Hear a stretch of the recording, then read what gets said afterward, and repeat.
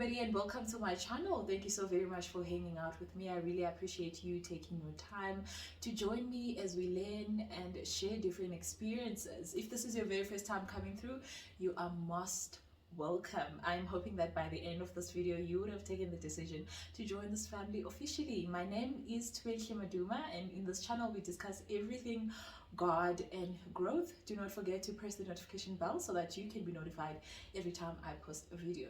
Today joining me is one of the best people I have ever met. I fell in love with you, by the way, the first time I met you. I just didn't tell you. Your voice. Where did we meet? And our mutual friends. Bridal shower. Yes. Yes. Your voice. It's so soothing. Oh, girl. But I couldn't tell you. I was like, Stop. okay, just in case. Amongst many other titles, she is a journalist, a proud aunt, and of course, above and beyond, a Jesus lover. Her name is Kgomotso Modise. Hi. Yay. How are you? I'm okay. You are. I think I'm good. Yeah. How are you? I'm good. I'm good. Thank you so much for taking your time. Thank you for having me. Guys, on her off day, she was like, you know what? I'm gonna slot you in some way. Yeah, look, it's been a long time coming. Mm-hmm. So I'm glad I can come. Yes, thank you so very much. So today we are discussing imposter syndrome. It is a psychological condition where one has these fears of being exposed because they feel like a fraud to a certain extent about their success when there is evidence that this person is actually successful. How would you define it from your own personal experience? Yeah, that's exactly what it is. I don't know that it's limited to people that have succeeded. I suppose sometimes, even people that are thought of as successful, people that are succeeding, or getting something right, it can just be the one thing in your life that you're getting right. But because of your negative thoughts and your perception about yourself, you suffer from that syndrome. And I think I've spoken to a number of people about it, and I think many people, more than we think, actually suffer from this. So yeah. Yeah, I also noted that it is one's persistent doubt of their capabilities and accomplishments. Have you ever doubted yourself, or you're constantly doubting if I'm capable of this? Always. Always. It is, it's a constant thought in my mind. I think of myself many a times, even in times where maybe I'd be approached to MC an event or whatever. There's always that lingering thought to say, who do you think you are? What are you doing? How dare you think you're going to go there and speak? Or, Sissy, just shut up. It's like, yeah. It's like constant thoughts. But you're about to say something really dumb. Or you say something and then you think, I just said something really dumb. So it happens all the time to me. And I think people never think so because I speak for a living. So it's always surprising for people when I speak about it. But yeah, it's a real thing. Take me back to when you were this confident girl growing up, and you were very confident in what you do. You never had all those negative thoughts. Were you ever? Yeah. That's who I'm known to be. That child that's just like always got something to say and will say it. The child, even in church, that is constantly chosen to do things because they know I will do it and I'm capable of doing it. Not because any other people around me are incapable, maybe because speaking is a talent, it's a gift. So I get called. There's those children that get called on a Friday night to say, we really need some at school tomorrow. Yeah, and you were the one. Yeah, and I did that quite a bit. And there was never anything in me that said I couldn't do that. So I'm not even sure how far back I can trace the syndrome or my experiences with it. I mean, it's not a constant thing. So it's not like, it's not like I walk out of here and I think, right? But yeah. Sometimes you are confident. Yeah, but it does feature. Like that thing does start. So I suppose as a child, I don't remember experiencing that as a child. I think I started experiencing it more and more when I started working. I think when I started working and God just started showing himself in my life. You know, I always say to people, when people say, oh, how did you get into journalism? How did you? And I just say, guys, it's honestly just God. And I know that people think you're being snarks or weird, but it's literally just God. Yeah. You know, like it's just him, because nothing in my journey and in the journey that I'm currently on can I attribute to anything I've done. Because there's nothing I've done differently to many other people. So I think when I started working and then I started moving in my career, I started experiencing the syndrome quite a bit. So do you think maybe seeing other people who are so good at it and you being in that space contributors, like, what? There's no way that I am as good as them. No. I mean, I've got many people that I look at with a lot of admiration. A lot of people that I think, you're so brilliant, you know. That will also speak about imposter syndrome. Ooh. That will also say, what are you talking about? Or that will say, oh, thanks, and they're uncomfortable. They don't know how to take the compliments. So it's never really about the people around me. I think it's just, you know, negative thoughts are so surprising to me, because it's like they come from nowhere, you know, like from nowhere, where you're fine, you were just fine, and from nowhere you think, you know, I don't know. I think maybe, and I'm really just trying to figure this out as we speak, right? I think it may come from the fact that, you know, I didn't study to be a journalist. It was just pure God's work, and I think constantly after that, I've always thought to myself, "Girl, you're just lucky." You know, you're just lucky. You know, but everything in my life confirms or says otherwise. You know, but I think from that you start thinking, because you think of yourself as undeserving, unworthy, and you know, I always say this to people that this is the upside.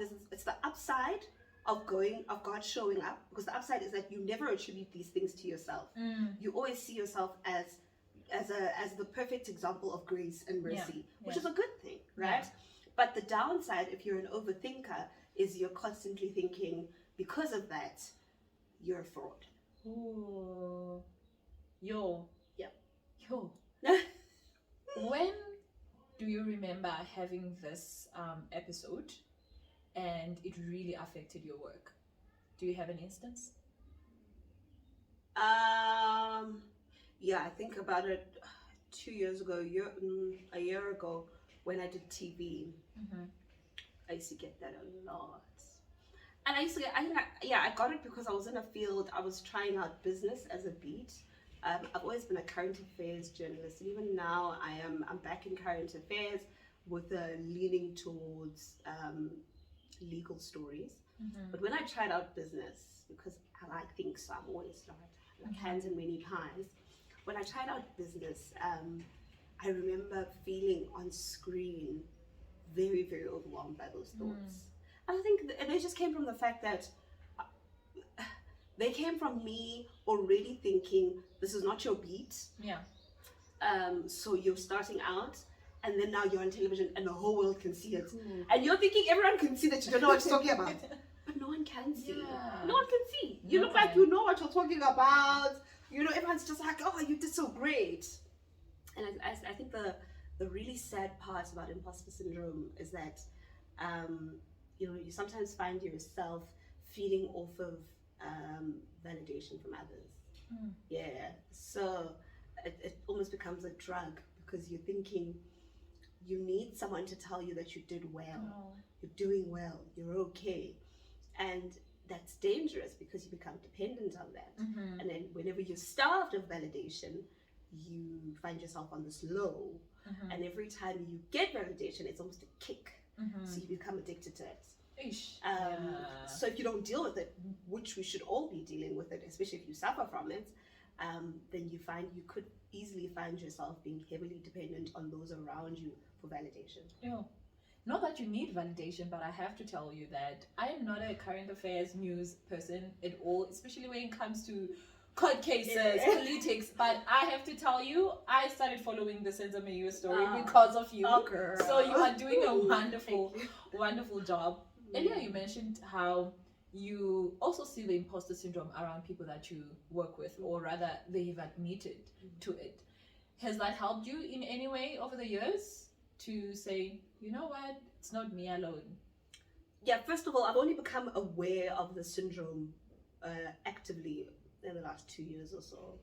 I think I did suffer from it from time to time, but I wasn't aware of it. It was subconscious. I didn't even have the words to describe it. I didn't know it was called imposter syndrome until I saw someone's status about 2 years ago who had something on WhatsApp that said imposter syndrome. And I said, what's that? And I Googled and I said, this is exactly how I've been feeling, right? So, I mean, if anything, those around me that suffer from it, I think that those conversations are important.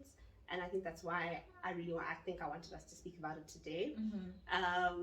There's something in community, in you realizing that you're not alone, and that your feelings are not necessarily, I suppose they're not justified, but it's okay that you're feeling that way, so that you may be able to start working on a way to address it. To be aware. Yes. Right? So I think, we run the risk of pushing these things to the back of our minds and kind of continuing.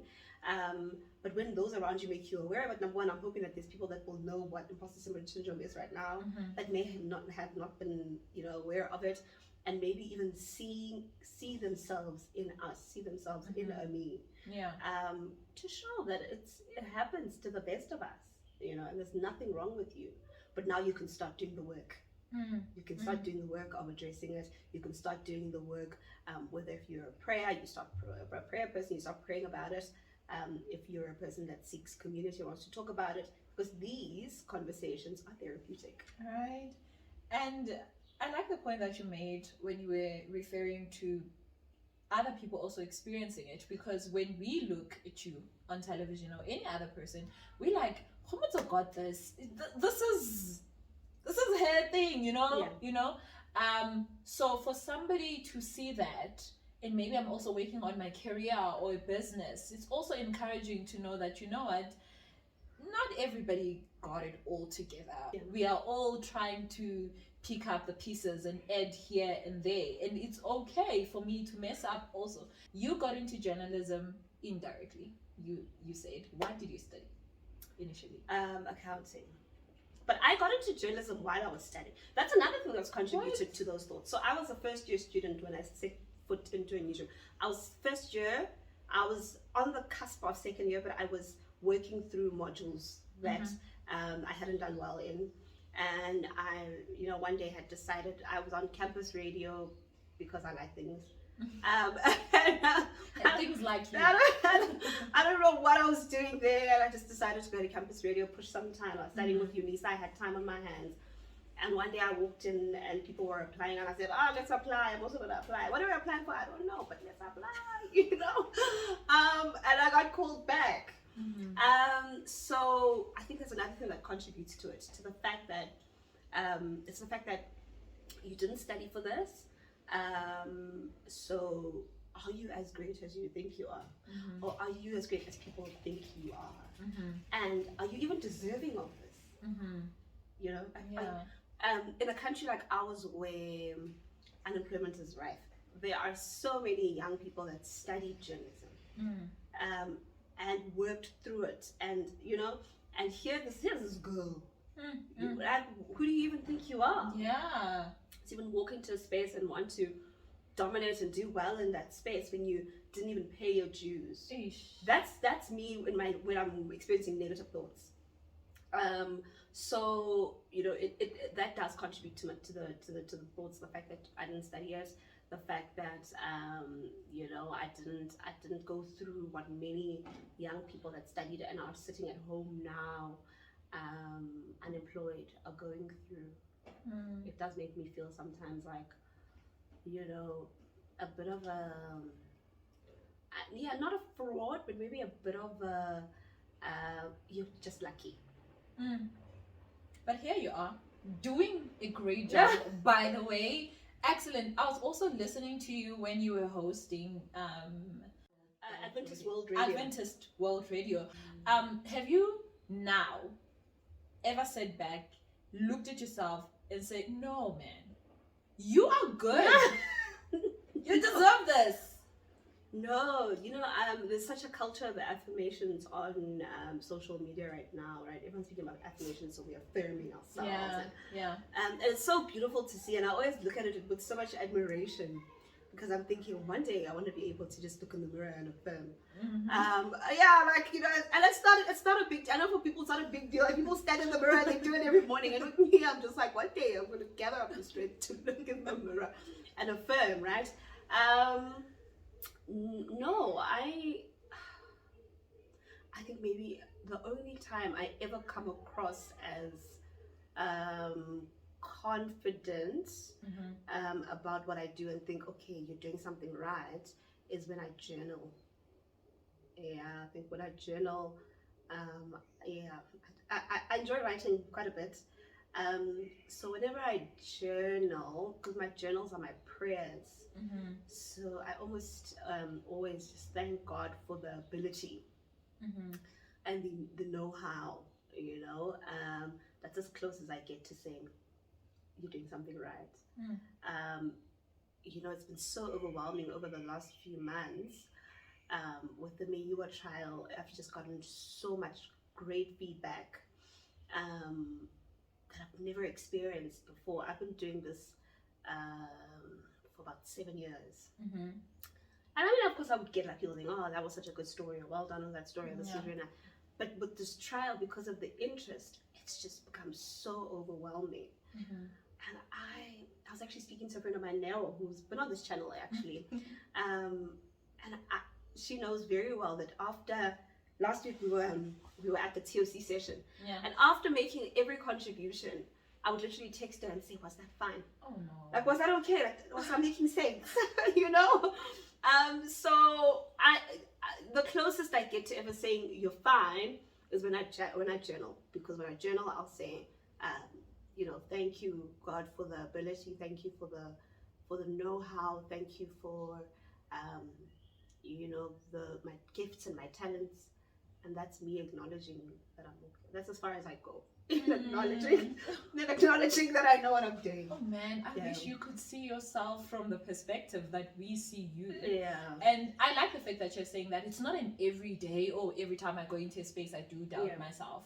But now that you are aware of it, you are obviously dealing with it more consciously. Has this ever affected your personal relationships? Romantic relationships? Yeah. Sure.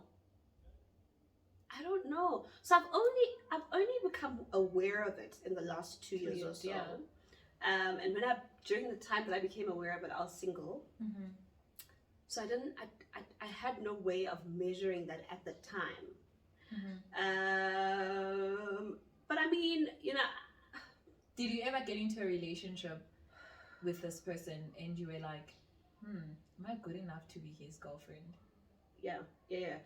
Not a relationship, but maybe situationships. Like maybe, when you're dating, you're getting to know people.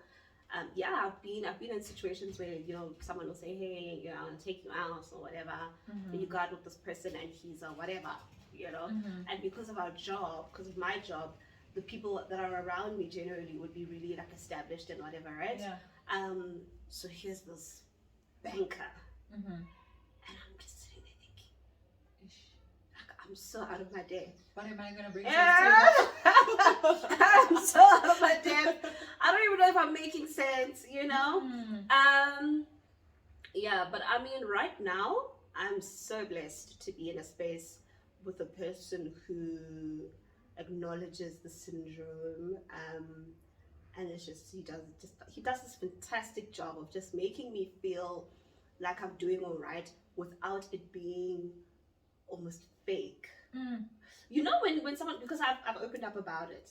So, you know, when someone knows that you're going through or you suffer from that, Yeah. then they almost want to be like, yeah, you're great, just for Yeah, the sake of it. just for right? the sake of it. Or they overdo it. Yes, Like, it's this is just like, being what are you doing, exaggerated.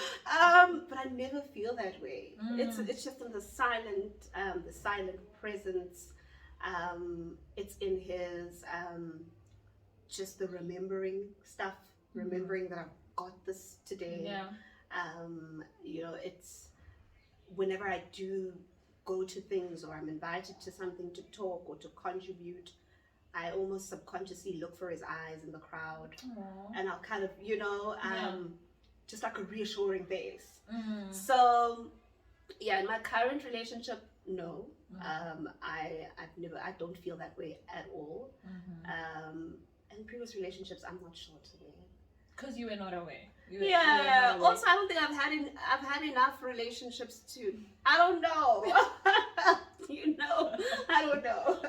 Yeah. What would you say to a younger lady, a younger person, could be male even, who is experiencing this, and maybe they're not even aware, but they have certain symptoms? What would you say to them in order to try and start dealing with it? You know, imposter syndrome robs you of your praise. It robs you of your praise experience with Jesus, because you know, you forget, or you are stripped of a time with him where you should just be praising him for what he does in your life. But the feelings of doubt just constantly you know, supersede in your mind. The feelings of self-doubt supersede what should be feelings of praise and gratitude. So the quickest way to self-destruct is if you allow that to fester and to grow. So I'd say to anyone, you know, firstly, come to terms with it. Be aware of it. You know, once you're aware of it, once you're able to put it into words, then you're able to be conscious of it. And once you've done that, then you're either able to get professional help or to surround yourself with people that build and grow you. You know, surround yourself with people that see you, that want to hear what you have to say. You know, that way you're able to kind of see the progress that you're making. The worst thing you can do for yourself is if you kind of let it linger and never really address it, and you think it's just going to go away. It doesn't. You have to consciously work on it. It doesn't go away. It's not going to go away, because the devil likes to put us in that space. He likes to see us in the space where we don't see good in ourselves, and where we don't see God's greatness in our lives. You know, I think he wants us to think of ourselves as subpar, as beneath. That's exactly what he was doing to Adam and Eve in the Garden of Eden. You know, it's constantly saying to them, hey man, did God say you're gonna be like him? But they already like him. You're great. You're great. You're created in his image. Yes, you know. So he wants to give you that doubt where you don't even see just how great God's work is in your life. So don't allow that to happen. Don't allow that to be your reality. It is in your ability to just consciously work through it that you will see just how much God has done for you in your life. You know, just how good he is and how good he's been in our lives. So I just wish people, man, that they become aware of it sooner than I was. You know, so that they can start the work. The work is worth it. It is worth it. Oh, that's great. Yeah. So we're gonna do something that you have been procrastinating in doing. Yeah. Affirmation. Oh, okay, we're affirming. Yes, we are affirming. And I want you to lead. I'm just going to repeat whatever it is that you are saying, because we are moving forward. You are now aware, you are working on it. And to anybody else that's also struggling with this, I think deep down somewhere, somehow, I also struggled from it, because I've always been a person that needs validation. I want somebody to hopefully compliment my outfit, or else I don't feel as good about it. Even when I started teaching, if the learners didn't like me, I always felt like I was not a great teacher. So this is really not just to somebody maybe who is saying I have imposter syndrome, just validation in general, and not feeling good about yourselves, right? Yeah. Yeah. Okay, so we're filming. This is tougher than you guys think it is. I'm gonna try. Okay. I am blessed. I am blessed. I'm worthy of love. I am worthy of love. I have been chosen. I have been chosen. I was born for such a time as this. I was born for such a time as this. I'm enough. I'm enough. I'm doing well. I'm doing well.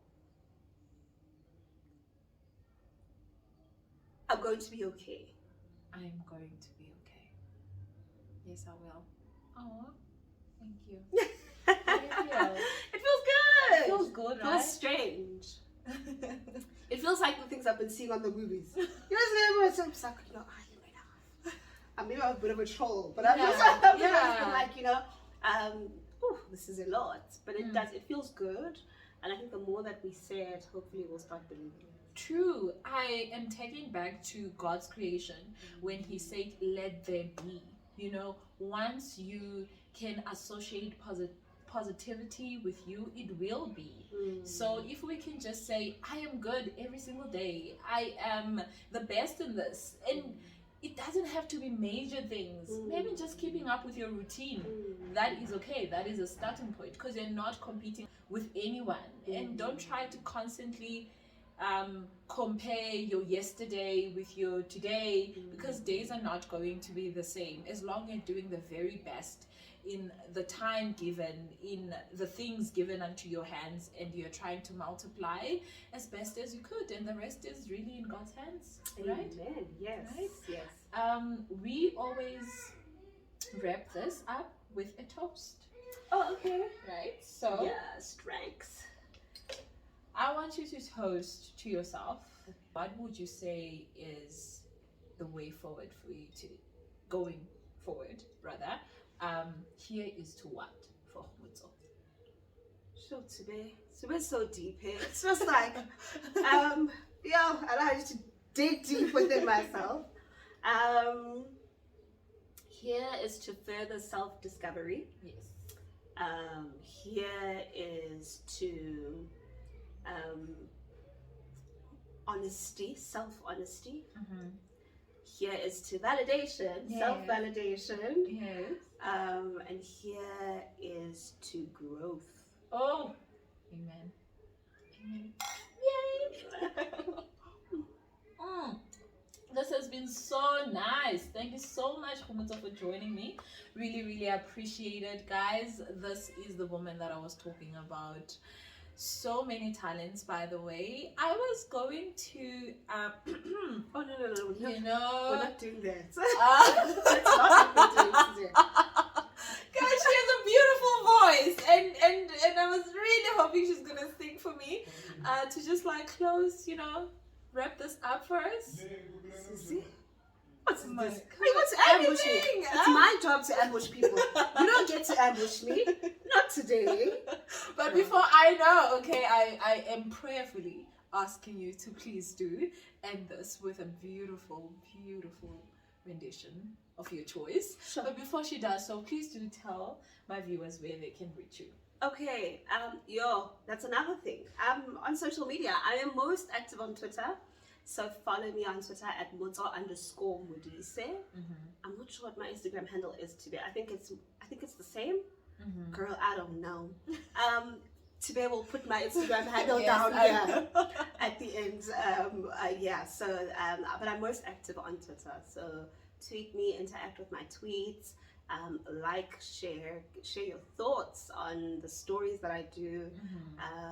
And yeah, I look forward to hearing from you guys. Oh, thank you so much. Well, I am going to say goodbye while she gives us, guys, I promise you, you'll be blessed. From me, take care of yourself. Until next time. Bye. I shall not fear the arrow by day, nor shall I fear the terror by night. The God who governs angel armies has set encampments around me. Whom shall I fear? I shall not fear the arrow by day, nor shall I fear the terror by night. The God who governs angel armies has set encampments around me. Whom shall I fear? Whom shall I fear? Whom shall I fear? Whom shall I fear? Whom shall I fear? The God who governs angel armies has set encampments around me, encampments around you, encampments around me. Whom shall I fear?